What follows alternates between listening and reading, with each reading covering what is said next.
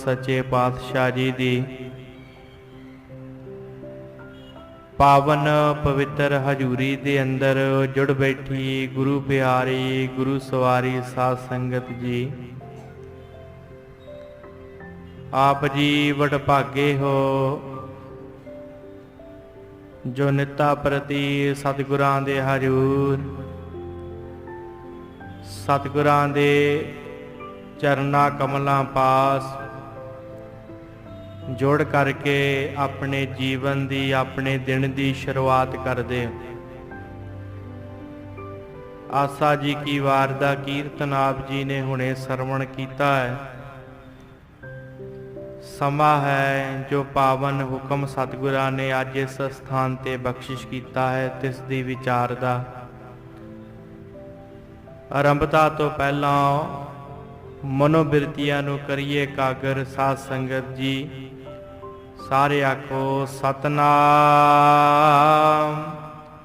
श्री वाहिगुरु साहिब जी। साध संगत अज दा ये पावन शब्द जो हुक्म रूप दे अंदर सतगुरां ने बख्शिश किया है, शहीदां दे सरताज सतगुरु पंजवें पातशाह श्री गुरु अर्जन देव महाराज जी का यह पावन शब्द है। राग धनासरी दे विच धन गुरु ग्रंथ साहिब जी दे पावन अंग 679 ਅਤੇ 80 ਦੇ ਉੱਪਰ ਇਹ पावन हुक्म सुभाएमान है। सतगुरां ने अज इस पावन उपदेश के अंदर बख्शिश की है। साध संगत एक उस गुरमुख प्यारे का ये जीवन है जिहड़ा सूरमा बनिया है, ते सूरमा बनन दा जिन्हें राह अख्तियार किया है, जो रस्ता उन्हें अपनाया है, वो रस्ता उन्हें आत्म रंग द्वारा जिहड़ा है साध संगत ये सूरमे दे गुण उहदे अंदर आए। ते साध संगत जिन्हों ये आत्म रंग लग जाता है, ते सतगुरां ने अज पावन हुक्म दे अंदर बख्शिश की है कि भाई वो सूरमा बन जाता है। ते जदों गुरबाणी अनुसार असीं देखदे आ ना कि सूरमे दे विच की गुण हुंदे आ, ते सतगुरां ने कुछ कैटागरियां साध संगत एक सूरमे दे वास्ते गुरबाणी दे विच रखियां ने। एक ते साध संगत सतगुरां ने कहा है, जो सूरा तिस ही होए मरना, जो भागे तिस जूनी फिरना। जिहड़ा सूरमा है वो मैदाने जंग के अंदर जूझ करके शहादत का जाम ते पी सकता है, पर भजना प्रवान नहीं करता। आम ही साध संगत संसार दे विच भी आपां देखदे जिहड़ा भज जांदा उहनूं कायर कहा जाता है, कायर। पर जिहड़ा जूझ करके साध संगत शहादत का जाम पींदा नूं असली सूरमा कहा जाता है। ते धार्मिक जाम है कवां अध्यात्मिक जीवन दे विच भी जे किसी ने सूरमा बनना है ना, उहदे अंदर भी ये लक्षण बड़े होने जरूरी हैं कि भावें 5 विकार तंग भी करदे पर तां भी वो सूरमा मैदाने जंग दे विच डटिया रहे। गुरु का ओट आसरा लै करके, बाणी का ओट आसरा लै करके अपने जीवन नूं उच्चा चुकण का यतन करे। पर यह ना होवे कि जे विकार तंग करन ते गुरु का दर छड्ड के भज जावे, उन्होंने महाराज कहंदे सूरमा नहीं कहा जाता। जो भागे तिस जूनी फिरना, जिहड़ा भज ही गया गुरु दे कोल आण करके जिन्हें विकारां दे उत्ते जित प्राप्त कीती है नहीं, उस नूं सूरमा कहण दा हक नहीं। महाराज कहंदे वो ਕਾਇਰ ਹੈ ਕਾਇਰ, ਉਹਨੂੰ ਜੂਨਾਂ ਦੇ ਵਿੱਚ ਭਟਕਣਾ ਪਵੇਗਾ। ਇਸੇ ਪ੍ਰਕਾਰ ਸਤਿਗੁਰਾਂ ਨੇ ਬਖਸ਼ਿਸ਼ ਕੀਤੀ। ਅੱਜ ਦੇ ਹੁਕਮ ਦੇ ਅੰਦਰ ਆਪਾਂ ਪਹਿਲਾਂ ਰਹਾਉ ਦਾ ਬੰਦ ਵਾਚੀਏ ਸਾਧ ਸੰਗਤ। ਸਤਿਗੁਰਾਂ ਨੇ ਕਿਹਾ ਠਾਕੁਰ ਗਾਈਐ ਆਤਮ ਰੰਗ। ਉਸ ਹਰੀ ਨੂੰ, ਉਸ ਪ੍ਰੀਤਮ ਨੂੰ, ਉਸ ਵਾਹਿਗੁਰੂ ਨੂੰ, ਠਾਕੁਰ ਦਾ ਅਰਥ ਵੈਸੇ ਹੁੰਦਾ ਹੈ ਮਾਲਕ। ਉਸ ਮਾਲਕ ਨੂੰ ਸਤਿਗੁਰੂ ਕਹਿੰਦੇ ਭਾਈ ਗੁਰਸਿੱਖੋ ਗਾਉਣਾ ਕਰੋ, ਉਹਨੂੰ ਧਿਆਵੋ। ਪਰ ਕਿਵੇਂ ਧਿਆਉਣਾ ਹੈ? ਸਤਿਗੁਰਾਂ ਨੇ ਨਾਲ ਹੀ ਕੰਡੀਸ਼ਨ ਰੱਖ ਦਿੱਤੀ, ਆਤਮ ਰੰਗ ਦੁਆਰਾ। ਆਤਮ ਰੰਗ, ਰੰਗ ਸ਼ਬਦ ਦਾ ਸਾਧ ਸੰਗਤ ਵੈਸੇ ਆਪਾਂ ਇੱਥੇ ਅਰਥ ਕਰਾਂਗੇ ਪ੍ਰੇਮ, ਪਿਆਰ। ਤੇ ਗੁਰਬਾਣੀ ਦੇ ਅੰਦਰ ਰੰਗਾਂ ਦੀਆਂ ਦੋ ਕੈਟਾਗਰੀਆਂ ਸਤਿਗੁਰਾਂ ਨੇ ਦੱਸੀਆਂ ਨੇ, ਇੱਕ ਕੁਸੁੰਬੇ ਦੇ ਫੁੱਲ ਦਾ ਰੰਗ ਤੇ ਇੱਕ ਮਜੀਠਾ ਰੰਗ। ਕੁਸੁੰਬੇ ਦੇ ਫੁੱਲ ਦਾ ਰੰਗ ਸਤਿਗੁਰਾਂ ਨੇ ਕਿਹਾ ਹੈ ਕਿ ਭਾਈ ਉਹ ਥੋੜੜਿਆਂ ਦਿਨ ਚਾਰ ਜੀਓ ਵਾਲਾ ਹੈ। ਕੱਚਾ ਰੰਗ ਕੁਸੁੰਬ ਕਾ ਥੋੜੜਿਆਂ ਦਿਨ ਚਾਰ ਜੀਓ। ਜਿਹੜਾ ਕੁਝ ਸਮੇਂ ਕੁਸੁੰਬੇ ਦਾ ਇੱਕ ਫੁੱਲ ਹੁੰਦਾ, ਇਹਨੂੰ ਹੱਥ ਦੇ ਉੱਤੇ ਮਲੀਏ ਤੇ ਸਾਧ ਸੰਗਤ ਉਹਦਾ ਰੰਗ ਚੜ ਜਾਂਦਾ ਹੈ, ਪਰ ਕੁਝ ਸਮੇਂ ਬਾਅਦ ਉਹ ਰੰਗ ਜਿਹੜਾ ਉਹ ਨਹੀਂ ਰਹਿੰਦਾ। ਪਰ ਮਜੀਠਾ ਰੰਗ, ਜਿਹਨੂੰ ਪੱਕਾ ਰੰਗ ਕਿਹਾ ਜਾਂਦਾ ਹੈ, ਜਿਹਦੇ ਉੱਤੇ ਉਹ ਰੰਗ ਚੜ ਜਾਂਦਾ ਸਾਧ ਸੰਗਤ, ਉਹ ਫਿਰ ਰੰਗ ਕਦੀ ਉਤਰਦਾ ਨਹੀਂ ਹੈ। ਤੇ ਭਗਤ ਰਵਿਦਾਸ ਜੀ ਨੇ ਸਾਧ ਸੰਗਤ ਸੰਸਾਰ ਨੂੰ ਤਰਜੀਹ ਦਿੱਤੀ ਹੈ ਇਸ ਕੁਸੁੰਬੇ ਦੇ ਰੰਗ ਵਾਂਗ, ਤੇ ਉਸ ਵਾਹਿਗੁਰੂ ਨੂੰ ਤਰਜੀਹ ਦਿੱਤੀ ਹੈ ਮਜੀਠੇ ਰੰਗ ਵਾਂਗ। ਭਗਤ ਰਵਿਦਾਸ ਜੀ ਕਹਿੰਦੇ ਆ, ਕੱਚਾ ਰੰਗ ਕੁਸੁੰਬ ਕਾ ਤੈਸੜਾ ਇਹੋ ਸੰਸਾਰ, ਮੇਰੇ ਰਮਈਏ ਰੰਗ ਮਜੀਠ ਕਾ ਕਹਿ ਰਵਿਦਾਸ ਚਮਾਰ। ਕਹਿੰਦੇ ਜਿਹਨੂੰ ਸੰਸਾਰ ਦਾ ਰੰਗ ਲੱਗ ਗਿਆ ਨਾ, ਇਸੇ ਕਰਕੇ ਅਸੀਂ ਸੰਸਾਰ ਨੂੰ ਰੰਗ ਤਮਾਸ਼ਾ ਕਹਿੰਦੇ। ਤਮਾਸ਼ਾ ਭਾਵ ਜਿਹੜਾ ਕੁਝ ਕੁ ਸਮੇਂ ਦੇ ਵਿੱਚ ਖਤਮ ਹੋ ਜਾਵੇ। ਹਰ ਵਸਤੂ ਸੰਸਾਰ ਦੇ ਉੱਤੇ ਸਾਧ ਸੰਗਤ ਆਪਣੇ ਆਪਣੇ ਕੋਈ ਫਰਜ਼ ਨਿਭਾ ਰਹੀ ਹੈ, ਰੰਗ ਤਮਾਸ਼ੇ ਕਰ ਰਹੇ ਹਾਂ ਅਸੀਂ, ਤੇ ਕੁਝ ਸਮਾਂ ਹੈ, ਥੋੜ੍ਹਾ ਸਮਾਂ ਹੈ, ਤੇ ਇਹ ਖਤਮ ਹੋ ਜਾਵੇਗਾ ਇਹ ਰੰਗ ਤਮਾਸ਼ਾ। ਪਰ ਜਦੋਂ ਵਾਹਿਗੁਰੂ ਦੇ ਨਾਲ ਲਿਵ ਲੱਗਦੀ, ਉਸ ਪ੍ਰੀਤਮ ਦੇ ਨਾਲ, ਆਕਾਰ ਪੁਰਖ ਦੇ ਨਾਲ ਪ੍ਰੇਮ ਲੱਗਦਾ ਹੈ, ਤੇ ਫਿਰ ਮਨੁੱਖ ਨੂੰ ਆਤਮ ਰੰਗ ਚੜ੍ਹਦਾ ਹੈ, ਜਿਹਨੂੰ ਪੱਕਾ ਰੰਗ ਕਿਹਾ ਜਾਂਦਾ ਹੈ, ਆਤਮ ਰੰਗ। ਜਿਹਨੂੰ ਸਤਿਗੁਰਾਂ ਨੇ ਕਿਹਾ ਹੈ ਨਾ, ਰੰਗ ਲਾਗਤ ਲਾਗਤ ਲਾਗਤ ਹੈ, ਜਮ ਭਾਗਤ ਭਾਗਤ ਭਾਗਤ ਹੈ, ਉਹ ਰੰਗ ਚੜ੍ਹਦਾ ਹੈ। ਜਿਹੜਾ ਰੰਗ ਲਾਲ ਹੈ, ਰਾਲ ਰੰਗ ਤਿਸ ਕੋ ਲੱਗਾ, ਜਿਸ ਕੈ ਵਡ ਭਾਗਾ, ਮੈਲਾ ਕਦੇ ਨਾ ਹੋਵਈ ਨੇ ਲਾਗੇ ਦਾਗਾ। ਜਿਹੜਾ ਇਹ ਰੰਗ ਜਿਹਨੂੰ ਲੱਗਦਾ ਹੈ, ਸਤਿਗੁਰ ਕਹਿੰਦੇ ਫਿਰ ਰੰਗ ਭਾਈ ਉਹਦੇ ਤੋਂ ਉਤਰਦਾ ਨਹੀਂ ਹੈ। ਉਹ ਸਦੀਵੀ ਰੰਗ ਹੈ, ਮਜੀਠਾ ਰੰਗ ਹੈ, ਪੱਕਾ ਰੰਗ ਹੈ। ਇਹਨੂੰ ਅੱਜ ਸਤਿਗੁਰਾਂ ਨੇ ਸ਼ਬਦ ਵਰਤਿਆ ਆਤਮ ਰੰਗ। ਐਸਾ ਪ੍ਰੇਮ ਵਾਲਾ ਰੰਗ ਜਿਹਦੇ ਹਿਰਦੇ 'ਚ ਲੱਗ ਜਾਵੇ ਕਿਤੇ। ਤੇ ਸਤਿਗੁਰੂ ਸੱਚੇ ਪਾਤਸ਼ਾਹ ਜੀ ਰਹਿਮਤ ਕਰਦੇ ਮਾਰੇ ਕਹਿੰਦੇ ਗਾਈਏ ਉਸ ਠਾਕੁਰ ਨੂੰ, ਉਸ ਪ੍ਰਭੂ ਨੂੰ ਗੁਰਸਿੱਖੋ ਗਾਉਣਾ ਕਰੋ। ਪਰ ਗਾਉਣਾ ਕਿਵੇਂ ਹੈ? ਆਤਮ ਰੰਗ ਦੁਆਰਾ। ਤੇ ਸਾਧ ਸੰਗਤ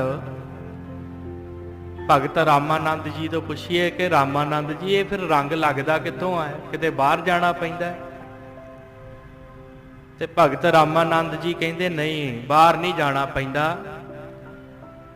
ਕਹਿੰਦੇ ਰੰਗ ਅੰਦਰੋਂ ਹੀ ਮਿਲ ਜਾਂਦਾ।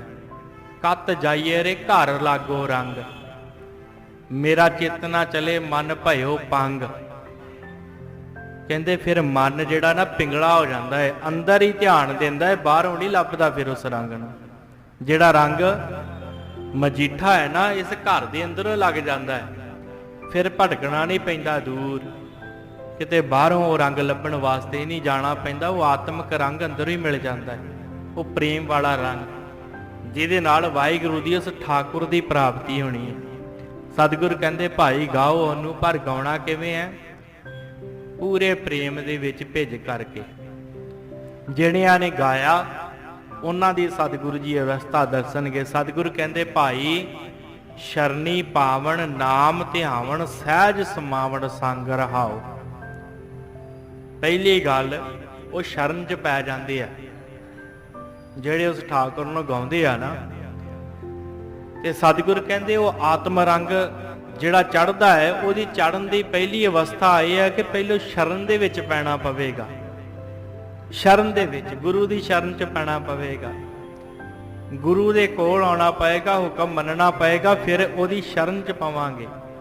ਸ਼ਰਨ ਦਾ ਭਾਵ ਇਹ ਨਹੀਂ ਸਾਧ ਸੰਗਤ ਕੇ ਗੁਰੂ ਦੇ ਕੋਲ ਆਏ, ਮੱਥਾ ਟੇਕਿਆ। ਮੈਂ ਨਹੀਂ ਕਹਿੰਦਾ ਮੱਥਾ ਟੇਕਣਾ ਨਹੀਂ ਚਾਹੀਦਾ, ਦਰਸ਼ਨ ਕਰਨੇ ਨੇ ਗੁਰਸਿੱਖ ਨੇ ਗੁਰੂ ਦੇ, ਪਰ ਆਪਾਂ ਵੀ ਸਮਰਪਣ ਕਰ ਦਈਏ ਗੁਰੂ ਨੂੰ ਕਿਤੇ।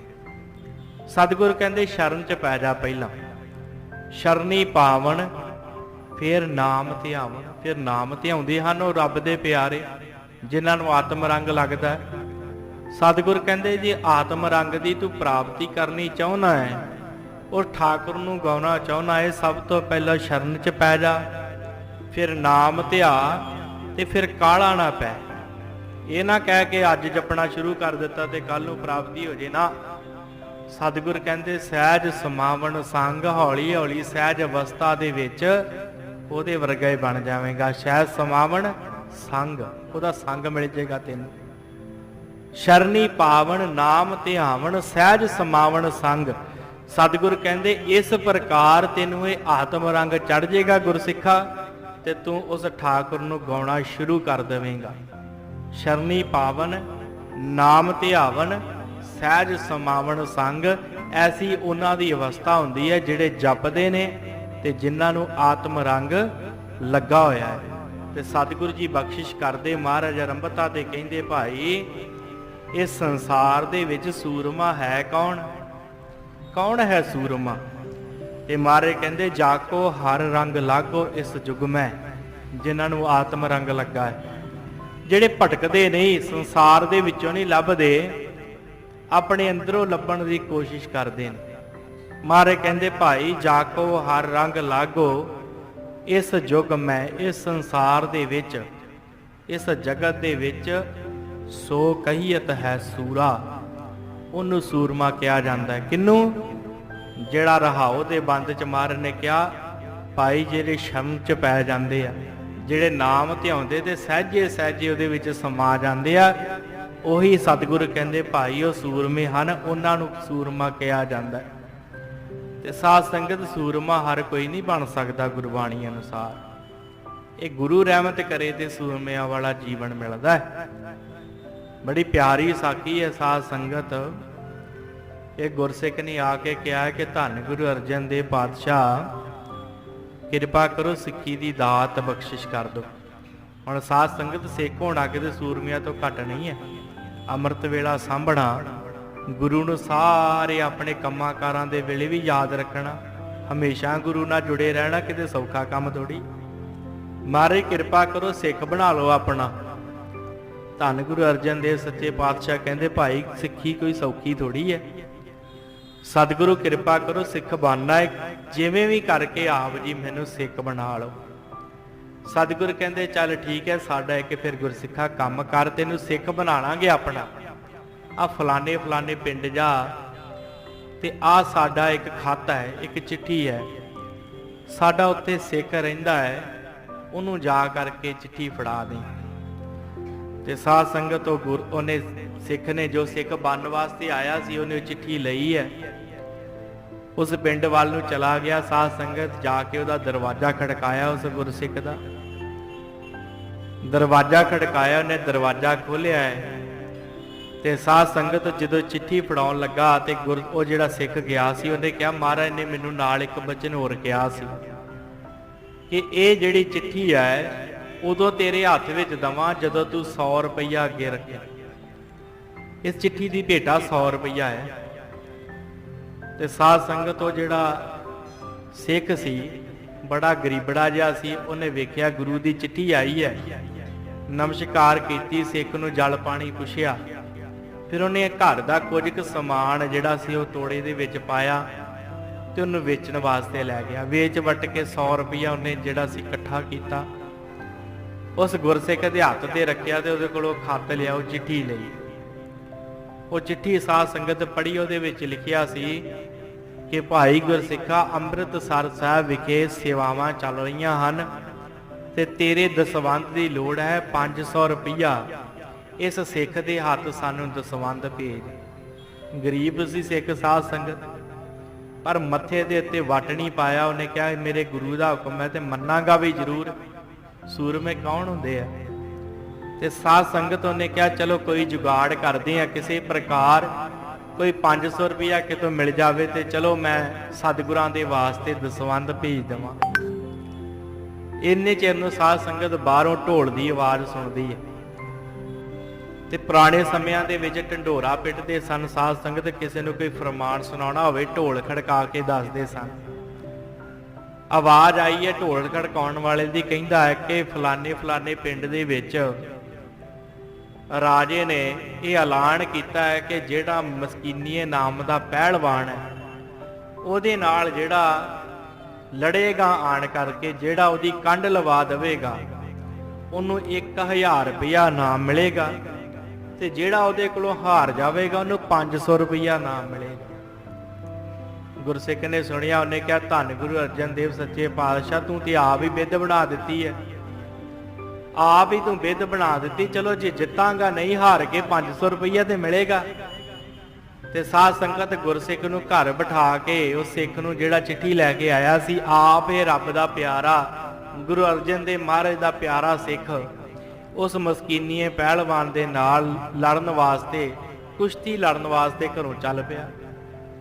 ਜਦੋਂ ਸਾਧ ਸੰਗਤ ਜਿਸ ਪਿੰਡ ਦੇ ਵਿੱਚ ਕੁਸ਼ਤੀ ਹੋਣੀ ਸੀ ਉਹਦੇ ਨਜ਼ਦੀਕ ਪਹੁੰਚਿਆ ਤੇ ਇਹਨੂੰ ਪਿਆਸ ਲੱਗੀ ਹੈ। ਜਲ ਛਕਣ ਵਾਸਤੇ ਖੂਹ ਤੇ ਗਿਆ ਜਦੋਂ, ਤੇ ਆਵਾਜ਼ ਦਿੰਦਾ, ਭੀੜ ਬਹੁਤ ਸੀ ਉੱਥੇ ਖੂਹ ਦੇ ਉੱਪਰ, ਆਵਾਜ਼ ਦਿੰਦਾ ਉੱਚੀ ਸਾਰੀ, ਕਹਿੰਦਾ ਭਾਈ ਮੈਂ ਮਸਕੀਨੀਏ ਪਹਿਲਵਾਨ ਦੇ ਨਾਲ ਕੁਸ਼ਤੀ ਕਰਨੀ ਹੈ ਤਾਂ ਮੈਨੂੰ ਪਹਿਲੋਂ ਜਲ ਛਕ ਲੈਣ ਦਿਓ।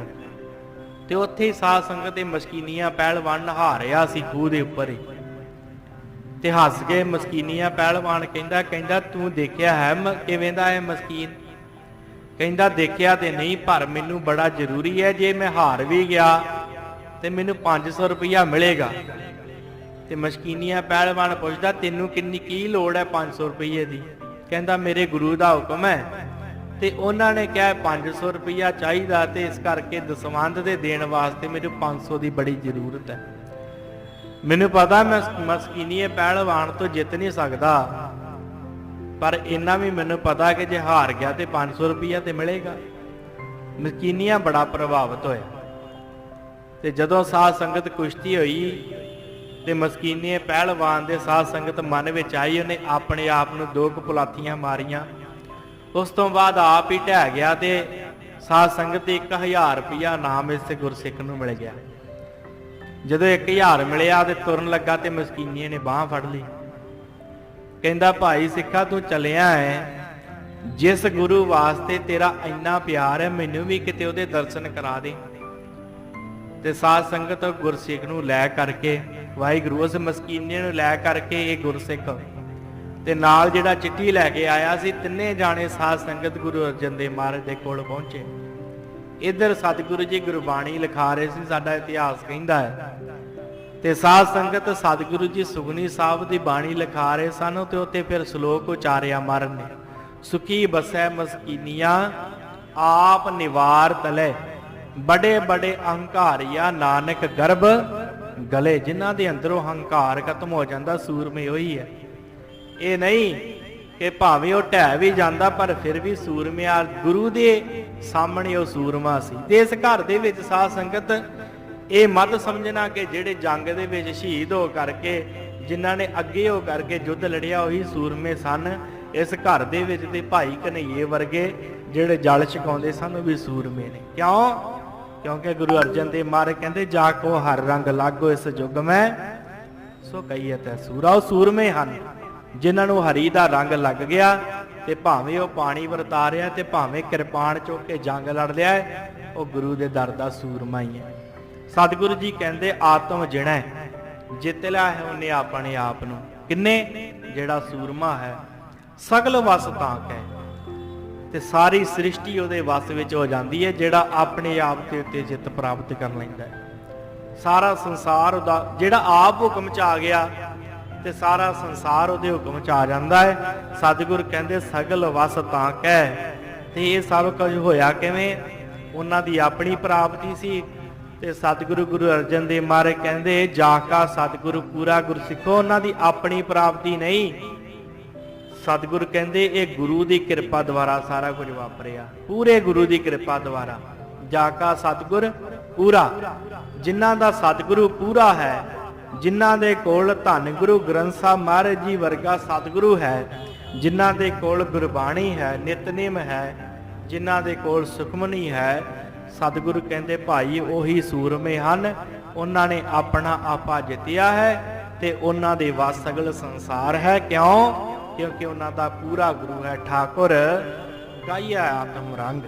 ਸਤਿਗੁਰ ਕਹਿੰਦੇ ਫਿਰ ਗੁਰਸਿੱਖੋ ਤੁਸੀਂ ਵੀ ਗਾਓ, ਠਾਕੁਰ ਗਾਈਆ ਆਤਮ ਰੰਗ, ਭਿੱਜ ਕਰਕੇ ਪਿਆਰ ਨਾਲ ਉਹਨੂੰ ਗਾਓ, ਵਾਹਿਗੁਰੂ ਵਾਹਿਗੁਰੂ ਵਾਹਿਗੁਰੂ। ਪਿਆਰ 'ਚ ਭਿੱਜ ਕੇ ਸੁਖਮਨੀ ਪੜਿਆ ਕਰ, ਪਿਆਰ 'ਚ ਭਿੱਜ ਕੇ ਜਪਜੀ ਸਾਹਿਬ ਪੜਿਆ ਕਰ। ਇਸ ਪ੍ਰਕਾਰ ਸਤਿਗੁਰ ਕਹਿੰਦੇ ਫਿਰ ਸ਼ਰਨ 'ਚ ਪੈ ਜਾਏਗਾ। ਸ਼ਰਨੀ ਪਾਵਨ ਨਾਮ ਧਿਆਵਣ, ਇਹਨੂੰ ਹੀ ਨਾਮ ਧਿਆਉਣਾ ਕਹਿੰਦੇ ਆ। ਨਾਮ ਧਿਆਵੇਂਗਾ ਫਿਰ ਹੌਲੀ ਹੌਲੀ ਕਾਲਾ ਨਾ ਪਵੀ, ਸਹਿਜ ਸਮਾਵਣ ਸੰਗ। ਸਹਿਜ ਸਹਿਜ ਤੂੰ ਉਹਦੇ ਵਿੱਚ ਸਮਾ ਜਾਵੇਂਗਾ। ਜਿਹਦੇ ਤੋਂ ਤੂੰ ਨਿਕਲਿਆ ਹੈ, ਜਿਹਦੇ ਤੋਂ ਤੂੰ ਬਣਿਆ ਹੈ, ਉਹਦੇ ਵਰਗਾ ਬਣ ਜਾਵੇਂਗਾ। ਸਤਿਗੁਰੂ ਜੀ ਕਹਿੰਦੇ ਆ ਰਹਾਓ ਵਿਸ਼ਰਾਮ ਦੇ ਕੇ, ਜਨ ਕੇ ਚਰਨ ਵਸੈ ਮੇਰੇ ਹੀ ਹਰੈ, ਸੰਗ ਪੁਨੀਤਾ ਦੇਹੀ। ਹੁਣ ਸਾਧ ਸੰਗਤ ਜਿਹੜੇ ਸੂਰਮੇ ਨੇ, ਜਿਨ੍ਹਾਂ ਨੇ ਆਪਾ ਜਿੱਤ ਲਿਆ, ਜਿਹੜੇ ਧੰਨ ਬਾਬਾ ਦੀਪ ਸਿੰਘ ਜੀ ਵਰਗੇ, ਧੰਨ ਭਾਈ ਮਣੀ ਸਿੰਘ ਜੀ ਵਰਗੇ, ਭਾਈ ਤਾਰੂ ਸਿੰਘ ਜੀ ਵਰਗੇ, ਸਤਿਗੁਰੂ ਸੱਚੇ ਪਾਤਸ਼ਾਹ ਜੀ ਕਹਿੰਦੇ ਭਾਈ ਉਹਨਾਂ ਦੇ ਚਰਨ ਹਿਰਦੇ 'ਚ ਵਸਣ। ਕਿਹਨਾਂ ਦੇ? ਜਿਹੜੇ ਸੂਰਮੇ ਹਨ, ਜਿਹੜੇ ਜਪਦੇ ਹਨ। ਜਨ ਕੇ ਚਰਨ ਵਸੈ ਮੇਰੇ ਹੀ ਹਰੇ, ਕਿਤੇ ਅਰਦਾਸ ਕਰੀਏ ਗੁਰੂ ਅੱਗੇ ਉਹਨਾਂ ਦੇ ਕੋਲ ਬਹਿਣਾ ਮਿਲ ਜੇ। ਜਨ ਕੇ ਚਰਨ ਵਸੈ ਮੇਰੇ ਹੀਰੇ, ਸੰਗ ਪੁਨੀਤਾ ਦੇਹੀ। ਆ ਦੇਹੀ ਸਾਡੀ ਗੰਦਗੀ ਦੇ ਨਾਲ ਭਰੀ ਹੋਈ ਹੈ, ਪਰ ਪਵਿੱਤਰ ਹੋ ਜਾਏਗੀ। ਮਹਾਰਾਜ ਕਹਿੰਦੇ ਇਹਦਾ ਵੀ ਪਵਿੱਤਰ ਹੋਣ ਦਾ ਰਸਤਾ। ਕਿਵੇਂ ਪਵਿੱਤਰ ਹੋਵੇਗੀ? ਉਹਨਾਂ ਰੱਬ ਦੇ ਪਿਆਰਿਆਂ ਦੇ ਕੋਲ ਬੈਠਣ ਦੇ ਨਾਲ, ਸੰਗ ਪੁਨੀਤਾ ਦੇਹੀ, ਉਹਨਾਂ ਦਾ ਸੰਗ ਕਰਨ ਦੇ ਨਾਲ, ਉਹਨਾਂ ਦੇ ਕੋਲ ਬੈਠ ਕੇ ਵਾਹਿਗੁਰੂ ਜਪਣ ਦੇ ਨਾਲ, ਉਹਨਾਂ ਦੇ ਕੋਲ ਬੈਠ ਕੇ ਕਥਾ ਕੀਰਤਨ ਸਰਵਣ ਕਰਨ ਦੇ ਨਾਲ ਸਤਿਗੁਰ ਕਹਿੰਦੇ ਜਿਹੜੀ ਦੇਹੀ ਹੈ ਵੀ ਪਵਿੱਤਰ ਹੋ ਜਾਏਗੀ। ਸੰਗ ਪੁਨੀਤਾ ਦੇਹੀ, ਜਨ ਕੀ ਧੂਰ ਦੇਹੋ ਕਿਰਪਾ ਨਿਧ, ਨਾਨਕ ਕਹਿ ਸੋ ਕੇਹੀ। ਮਹਾਰਾਜ ਉਹਨਾਂ ਜਨਾਂ ਦੀ, ਉਹਨਾਂ ਰੱਬ ਦੇ ਪਿਆਰਿਆਂ ਦੀ ਸਾਨੂੰ ਵੀ ਧੂਰ ਦੇ ਦਿਓ ਕਿਰਪਾ ਕਰਕੇ। ਜਨ ਕੀ ਧੂਰ ਦੇਹੋ ਕਿਰਪਾ ਨਿਧ, ਤੁਸੀਂ ਕਿਰਪਾ ਦੇ ਖਜ਼ਾਨੇ ਹੋ, ਕਿਰਪਾ ਕਰਕੇ ਸਾਨੂੰ ਵੀ ਉਹਨਾਂ ਰੱਬ ਦੇ ਪਿਆਰਿਆਂ ਦੀ ਧੂਰ ਦੇ ਦਿਓ। ਜਨ ਕੀ ਧੂਰ ਦੇਹੋ ਕਿਰਪਾ ਨਿਧ, ਨਾਨਕ ਕਹਿ ਸੁਖ ਇਹੀ। ਸਤਿਗੁਰੂ ਕਹਿੰਦੇ ਭਾਈ ਉਹ ਗੁਰੂ ਦੇ ਅੱਗੇ ਅਰਦਾਸ ਕਰਕੇ ਸਾਨੂੰ ਵੀ ਕਿਤੇ ਥੋੜਾ ਬਹੁਤ ਸੁੱਖ ਪ੍ਰਾਪਤ ਹੋ ਜੇ ਉਹਨਾਂ ਦੇ ਚਰਨ ਹਿਰਦੇ ਵਿੱਚ ਵਸ ਜਾਣ। ਤੇ ਮਹਾਰਾਜ ਕਹਿੰਦੇ ਭਾਈ ਨਾਨਕ ਕਹਿ ਸੁਖ ਇਹੀ ਸੁੱਖ ਹੈ। ਜੀਵਨ ਦਾ ਮਨੋਰਥ ਪੂਰਾ ਹੋ ਜਾਵੇ, ਹੋਰ ਕੀ ਚਾਹੀਦਾ? ਸੰਸਾਰ ਦੇ ਦੁੱਖਾਂ ਤੋਂ ਖਹਿੜਾ ਛੁੱਟ ਜਾਵੇਗਾ ਉਹਨਾਂ ਕੋਲ ਬੈਠਣ ਨਾਲ, ਹੋਰ ਕੀ ਚਾਹੀਦਾ ਹੈ? ਸਤਿਗੁਰ ਕਹਿੰਦੇ ਮਹਾਰਾਜ ਕਿਰਪਾ ਕਰਕੇ ਸਾਡੇ ਉੱਤੇ ਵੀ ਬਖਸ਼ਿਸ਼ ਕਰੋ ਕਿ ਉਹਨਾਂ ਦੀ ਧੂਰ ਸਾਨੂੰ ਦੇ ਦਿਓ, ਭਾਵ ਉਹਨਾਂ ਕੋਲ ਬਹਿਣਾ ਸਾਨੂੰ ਮਿਲ ਜਾਵੇ। ਅਸੀਂ ਵੀ ਉਹਨਾਂ ਦੇ ਕੋਲ ਬੈਠ ਕਰਕੇ ਜਪਿਆ ਕਰੀਏ, ਉਹਨਾਂ ਦੇ ਕੋਲ ਬੈਠ ਕਰਕੇ ਅਸੀਂ ਵੀ ਆਪਣੇ ਦੁੱਖਾਂ ਦੀ ਨਿਵਰਤੀ ਕਰਕੇ ਨਾਨਕ ਕਹਿ ਸੁਖ ਇਹੀ ਸੁਖ ਪ੍ਰਾਪਤ ਕਰ ਲਈਏ ਵਾਹਿਗੁਰੂ ਜਪਣ ਵਾਲਾ, ਤੇ ਅਸੀਂ ਵੀ ਸੂਰਮੇ ਬਣ ਜਾਈਏ। ਸੋ ਸਤਿਗੁਰਾਂ ਨੇ ਸਾਧ ਸੰਗਤ ਅੱਜ ਦੇ ਇਸ ਪਾਵਨ ਹੁਕਮ ਦੇ ਅੰਦਰ ਬਖਸ਼ਿਸ਼ ਕੀਤੀ ਹੈ ਕਿ ਭਾਈ ਜਿਹੜਾ ਮਨੁੱਖ ਸੂਰਮਾ ਬਣਨਾ ਚਾਹੁੰਦਾ ਹੈ, ਜਿਹੜਾ ਮਨੁੱਖ ਅਸਲੀ ਸੂਰਮਾ ਬਣਨਾ ਚਾਹੁੰਦਾ ਹੈ, ਜਿਹੜੇ ਸਾਧ ਸੰਗਤ ਝੂਠ ਬੋਲ ਕੇ ਸੂਰਮੇ ਬਣਦੇ ਉਹ ਥੋੜ੍ਹੇ ਚਿਹਰੇ ਹੁੰਦੇ ਆ, ਪਰ ਜਿਹੜੇ ਸੱਚ ਤੇ ਟਿਕ ਕਰਕੇ ਆਪਾ ਕੁਰਬਾਨ ਕਰ ਦਿੰਦੇ ਉਹ ਅਸਲੀ ਸੂਰਮੇ ਨੇ, ਜਿਨ੍ਹਾਂ ਦੇ ਅੰਦਰ ਰੰਗ ਲੱਗ ਜਾਂਦਾ। ਫਿਰ ਉਹ ਸਾਧ ਸੰਗਤ ਪਿੱਛੇ ਨਹੀਂ ਦੇਖਦੇ। ਸਤਿਗੁਰੂ ਕਹਿੰਦੇ ਫਿਰ ਗੁਰੂ ਤੋਂ ਆਪਾ ਕੁਰਬਾਨ ਕਰ ਦਿੰਦੇ। ਭਾਈ ਮਤੀ ਦਾਸ ਨੂੰ ਕਹਿੰਦਾ, ਜਲਾਦ ਕਹਿੰਦਾ ਮਤੀ ਦਾਸ ਦੇਖ ਇਹ ਆਰੇ ਨੇ ਤੇਰੇ 2 ਫਾੜ ਕਰ ਦੇਣੇ, 1 ਸਕਿੰਟ ਦੇ ਵਿੱਚ ਤੇਰੇ ਆ ਸਰੀਰ ਦੇ 2 ਹਿੱਸੇ ਹੋ ਜਾਣੇ ਆ, ਤੇ ਹਜੇ ਵੀ ਮੰਨ ਜਾ। ਤੇ ਮਤੀ ਦਾਸ ਨੇ ਕਿਹਾ ਨਹੀਂ, ਆਤਮ ਰੰਗ ਲੱਗਾ ਸੀ ਨਾ। ਮਤੀ ਦਾਸ ਨੇ ਕਿਹਾ ਭਾਈ ਨਹੀਂ, ਪਰ ਇੱਕ ਇੱਛਾ ਮੇਰੀ ਹੈ, ਹੋਰ ਕੋਈ ਇੱਛਾ ਨਹੀਂ ਹੈ, ਮੇਰਾ ਮੁਖ ਮੇਰੇ ਗੁਰੂ ਵੱਲ ਹੋਵੇ, ਕਿਤੇ ਇਹ ਅਵਸਥਾ ਆ ਜਾਵੇ, ਕਿਤੇ ਆਤਮ ਰੰਗ ਲੱਗ ਜਾਵੇ। ਸਤਿਗੁਰੂ ਕਹਿੰਦੇ ਕਿਤੇ ਉਹ ਅਵਸਥਾ ਮਿਲ ਜੇ। ਗੁਰਸਿੱਖਾ ਜੇ ਤੂੰ ਬਣਨਾ ਚਾਹੁੰਦਾ ਹੈ ਸੂਰਮਾ, ਇੱਕ ਗੱਲ ਯਾਦ ਰੱਖ, ਸਭ ਤੋਂ ਪਹਿਲਾਂ ਤੈਨੂੰ ਸ਼ਰਨ 'ਚ ਪੈਣਾ ਪਵੇਗਾ। ਫਿਰ ਉਸ ਤੋਂ ਬਾਅਦ ਨਾਮ ਧਿਆਉਣਾ ਪਵੇਗਾ ਤੇ ਫਿਰ ਕਾਹਲਾ ਨਹੀਂ ਪੈਣਾ, ਤੈਨੂੰ ਸਹਿਜ ਸਹਿਜ ਉਹਦੀ ਪ੍ਰਾਪਤੀ ਹੋਵੇਗੀ। ਪਰ ਯਾਦ ਰੱਖੀ, ਜਿਹੜੇ ਜਪਣ ਵਾਲੇ ਹਨ ਉਹਨਾਂ ਦੇ ਕੋਲ ਜ਼ਰੂਰ ਬੈਠੀ, ਉਹਨਾਂ ਦੇ ਕੋਲ ਬੈਠ ਕੇ ਹੀ ਸਾਧ ਸੰਗਤ ਜਪਣ ਦੀ ਜਾਚ ਆਵੇਗੀ।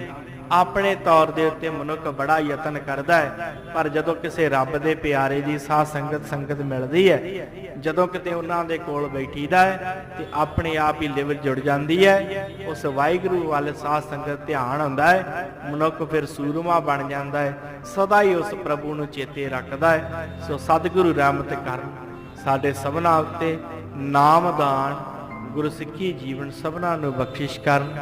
ਹੋਈਆਂ ਬੇਅੰਤ ਭੁੱਲਾਂ ਚੁੱਕਾਂ ਦੀ ਖਿਮਾ। ਸਮਾਪਤੀ ਹੈ ਜੀ। ਬੁਲਾਓ ਫਤਿਹ। ਵਾਹਿਗੁਰੂ ਜੀ ਕਾ ਖਾਲਸਾ, ਵਾਹਿਗੁਰੂ ਜੀ ਕੀ ਫਤਿਹ। ਰਾਮਕਲੀ ਮਹੱਲਾ ਤੀਜਾ। ਆਨੰਦ ਏਕ ਓੰਕਾਰ ਸਤਿਗੁਰ ਪ੍ਰਸਾਦ। ਆਨੰਦ ਭਇਆ ਮੇਰੀ ਮਾਏ, ਸਤਿਗੁਰੂ ਮੈਂ ਪਾਇਆ। ਸਤਿਗੁਰ ਤਾਂ ਪਾਇਆ ਸਹਿਜ ਸੇਤੀ, ਮਨ ਵਜੀਆਂ ਵਾਧਾਈਆਂ। ਰਾਗ ਰਤਨ ਪਰਵਾਰ ਪਰੀਆਂ, ਸ਼ਬਦ ਗਾਵਣ ਆਈਆਂ। ਸ਼ਬਦੋ ਤਾਂ ਗਾਵੋ ਹਰੀ ਕੇਰਾ, ਮਨ ਜਿਨੀ ਵਸਾਇਆ।